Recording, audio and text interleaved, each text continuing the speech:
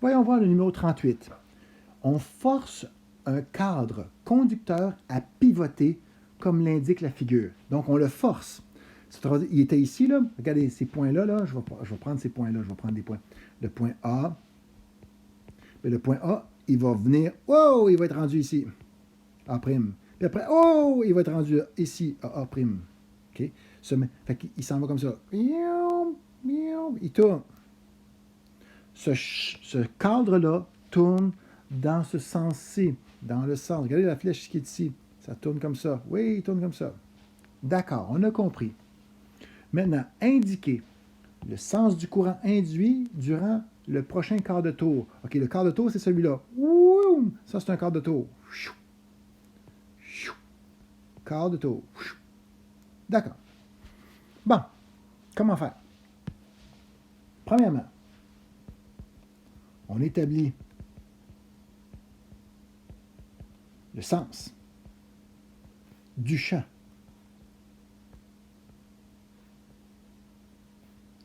de départ. OK. Fait que le champ, il est comment? Bon, voici, j'ai un or ici. Cet élément-là, il va créer du champ magnétique qui va probablement faire de... Il sort de là, il sort de là, il sort de là, il sort de là, il sort de là. Là, on ne le voit pas, mais il sort de là. Là, ça sort comme ça. Tout.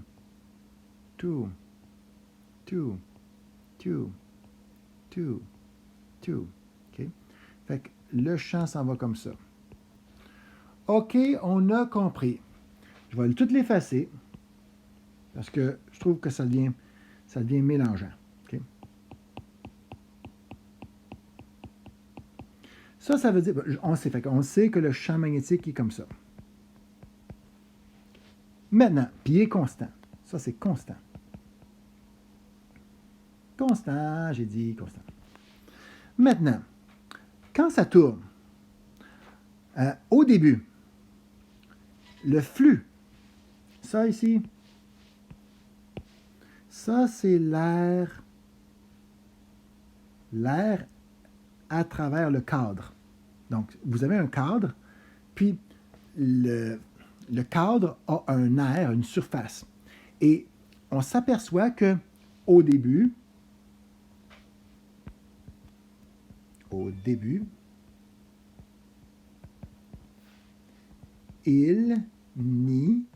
a pas de flux. Pas de flux. Non. Bon, je rappelle, c'est quoi le flux? Est-ce que du champ magnétique qui traverse? Non. Ça ne traverse pas le champ magnétique qui est comme ça, ou le champ magnétique comme ça. Il ne traverse pas le cadre. Il fait juste passer à côté du cadre. Ces lignes de champ soit passent au-dessus du cadre ou en dessous du cadre ou sur le cadre, mais ils ne passent pas à travers le cadre. Il n'y a pas de flux qui passe à travers le cadre. Okay. Bon, le flux, je vous rappelle que le flux, mathématiquement parlant, c'est le champ multiplié par le vecteur de l'air. Fait que ça ici, ça c'est le vecteur A. C'est l'air.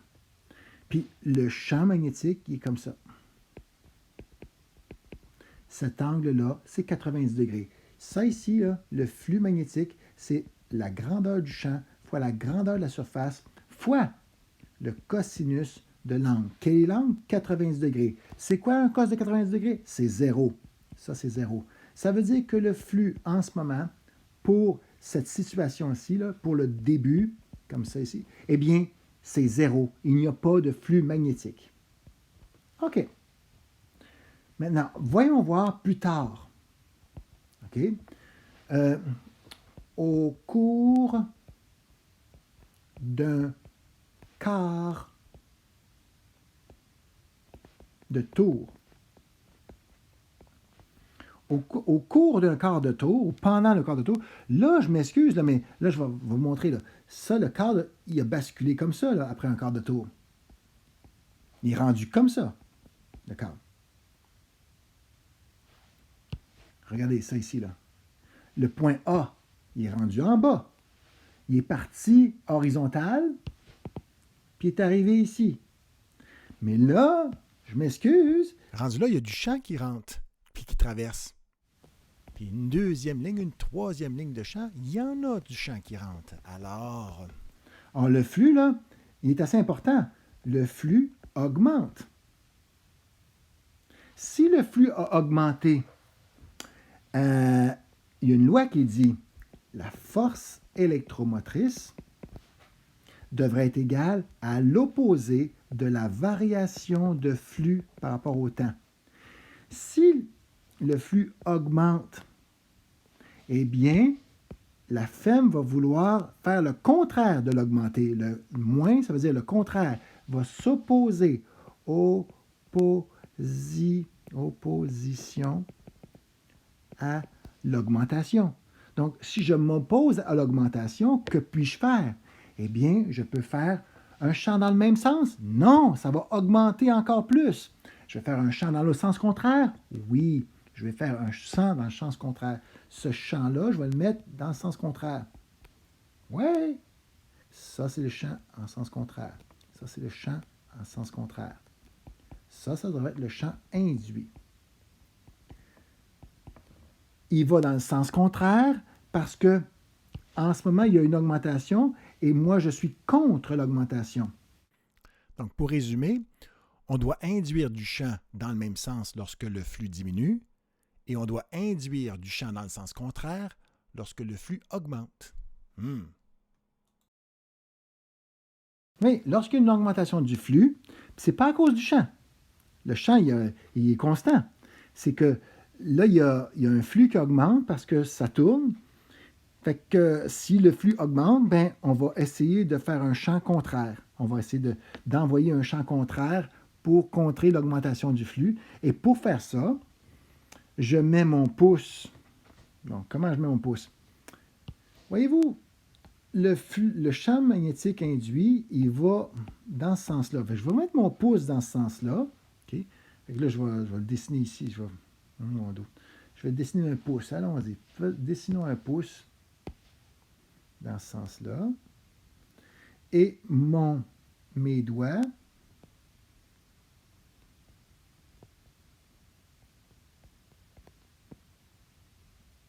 mon dos, je suis capable de faire. Et que c'est pas beau. Mes doigts devraient suivre, par exemple, le cadre. Fait que ici, là, mes doigts, là, ça, c'est le courant. Le courant induit, ça va être comme ça. Tilip, tilip, tilip, tilip. Donc, le courant boucle dans le cadre. Donc, il va y avoir comme une boucle ici. Donc, si le courant boucle, je les suis avec mes doigts. Donc, je suis avec mes doigts. Puis mon pouce, quand je le mets, j'ai le champ à l'intérieur. Fait que j'ai vraiment le sens du courant. Là. Ils veulent avoir que le sens du courant. Mais le sens du courant, ça va être comme ceci. Ça va être un sens comme ceci. Ça va s'en aller comme ça. Ça va aller comme ça, comme ça, comme ça, comme ça.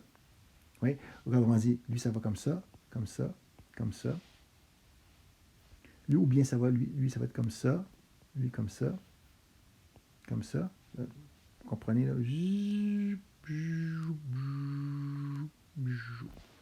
Tadam! Fait que la réponse, c'est que le cadre qui est ici, le cadre qui est comme ça, eh bien, le courant qui va s'installer, ça va être un courant comme celui-ci.